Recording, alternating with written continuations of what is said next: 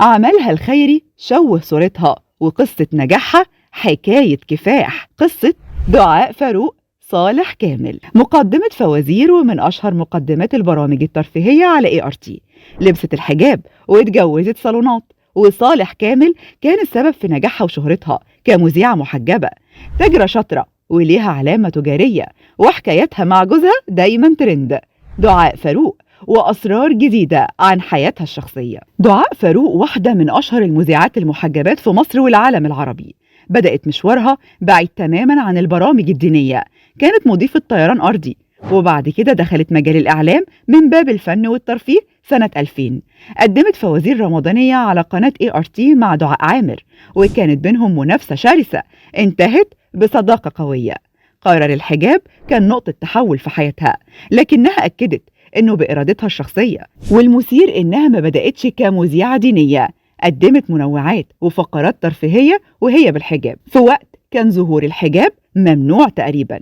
وهنا ظهر دور الشيخ صالح كامل مالك قنوات ART اللي شجعها وقال لها المحجبات بيروحوا سينما وحفلات، يبقى ينفع يقدموا برامج عادية. وبالفعل أول ضيوفها كانوا فنانين كبار، أبرزهم محمود الجندي اللي ظهر معاها بالجلابية البيضاء، وتعرضت وقتها لهجوم متصل من أمريكا اعتبر المشهد تخلف، لكنها ردت بعفوية وحست إن الحجاب مش عائق قدام الكاميرا. شخصية دعاء التجارية ظهرت مع زوجها رجل الأعمال عماد مختار، فأسسوا مع بعض براند مودستي لملابس المحجبات، وشاركوا في بازارات كبيرة في الشيخ زايد والتجمع الخامس. قصة جوازها نفسها كانت ترند، اتجوزت في سن 30 عن طريق الصالونات بمساعدة حماتها والمذيعة إيمان مختار. قالت إنها وافقت بسبب حنية حماتها عليها.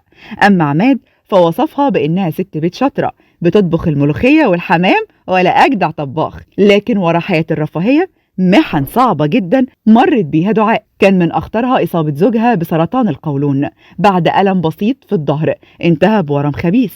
الصدمة كانت كبيرة لدرجة إنه كان بيخبط راسه في الحيط، لكن دعاء تمسكت ووقفت جنبه حتى لما حصل خطأ طبي في مستشفى زايد أدى لنزيف خطير. لجأت للسوشيال ميديا وطلبت استغاثة عاجلة، وبالفعل تدخلت الدولة لإنقاذه. المحنة ما وقفتش هنا، في نفس الفترة تقريبا دعاء نفسها عانت من مرض صعب واضطرت لعملية استئصال رحم، ورغم الألم والتجارب دي اللي قربتها أكتر من جوزها وخلت علاقتهم أقوى بكتير. دعاء فاروق مش بس مذيعة دينية أو واجهة إعلامية محجبة، هي قصة تحدي وصعود فيها محطات فنية تجارية إنسانية. نجاحها ارتبط باسم صالح كامل، لكن صمودها ارتبط بقدرتها على تجاوز المحن جنب عيلتها، وهو ده اللي خلاها تحافظ على شعبيتها وسط جمهورها لحد النهارده.